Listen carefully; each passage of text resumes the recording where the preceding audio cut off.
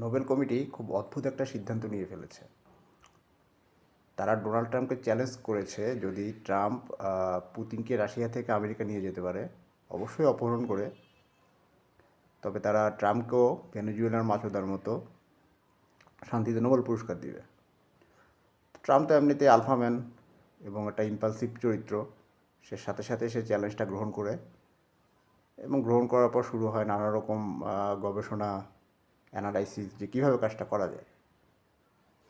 শেষ পর্যন্ত তারা বুঝতে পারে যে কাজ আসলে একজনই করতে পারে, আর সে হচ্ছে আমাদের দেশের মাসুদ রানা। এখন মাসুদ রানাকে কোথায় পাওয়া যাবে? কাজী আনোয়ার হোসেন ছাড়া তো মাসুদ রানাকে কেউ কনভিন্স করতে পারবে না।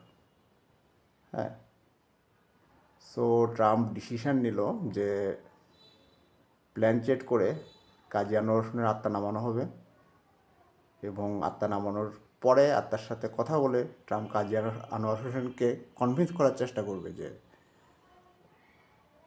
মাসুদ রানাকে দিয়ে আসলে কাজটা করানো যায় কি না, মানে পুতিনকে অপহরণ করে আমেরিকা নিয়ে যেতে হবে। আসলে ভাবতেছিলাম একটা পলিটিক্যাল থ্রিলার লিখব, তো এই ভাবনা থেকে আসলে এই প্লটের জন্ম। আবার এখন আমাদের দেশে যে লোকাল মার্কেটের যে অবস্থা, প্লটটাকে একটু আসলে চেঞ্জও করে বলা যায়। যেমন এমনও হতে পারে যে ট্রাম্প শান্তিতে নোবেল পায় নাই, অথচ আমাদের ডক্টর মোহাম্মদ ইউনূস সেই কত বছর আগে নোবেল পেয়ে বসে আছে।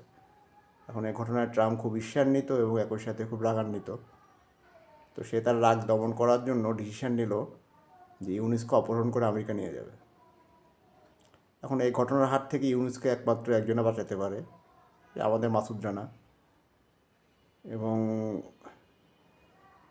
সেটার জন্য ইউনুস হচ্ছে যে কাজী আনোয়ার হোসেনের প্ল্যান চেট করে তার আত্মা নামাইছে এবং তাকে কনভিন্স করার চেষ্টা করতেছে।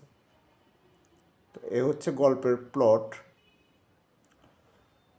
এবং আশা করি 2-1 মাসের মধ্যে এই পলিটিক্যাল থ্রিলারটা লিখে ফেলা যাবে।